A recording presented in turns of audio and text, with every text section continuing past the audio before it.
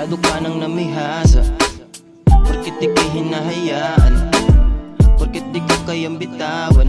Ang nararamdaman ko ay hinahayaan na lang. Parang batang pinabayaan ng magulang, gagawin kung anong kagustuhan. Di naisip na meron siyang nasusugatan, nadamdamin ba sa masunod ng kagustuhan? Kaya imbis lumapit, papalayo, imbis umayos, lalong palabo ng palabo. Nilaban ko man lang na rin patutunguhan yon, kung ikaw na mismo ang siyang sumisira nito. Kaya ano pa ba ang dapat gawin? O yung gusto mo din nang matigil na lahat ng aking mga isipin? Kaya gawin mo nang gawin lahat ng gusto mong gawin, dahil hindi na kita iintindihin.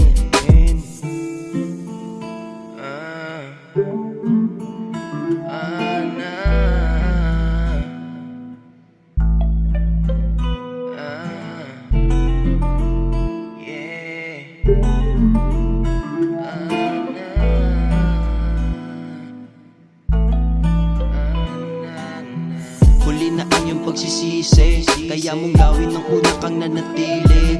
Ikaw may gusto nun at ikaw ang pumili, kaya wala kang ibang ngayong masisisi. Kaya mong maisip kung anong magiging resulta nun. Di lang isa ang binigay kong pagkakataon para maisip mo, pero nung ginawa mo nun, nagpakasasa sa mga kagustuhan mo nun. Kaya hindi na para saan pa, wala ng plano ang puso't isip, balikan ka. Wala ka na ditong puwang, kaya manigas ka. Ang pakialam ko sa iyo pinaalis na.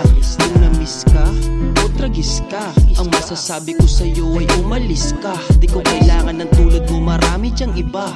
O hindi na ako tangang magpapakatanga.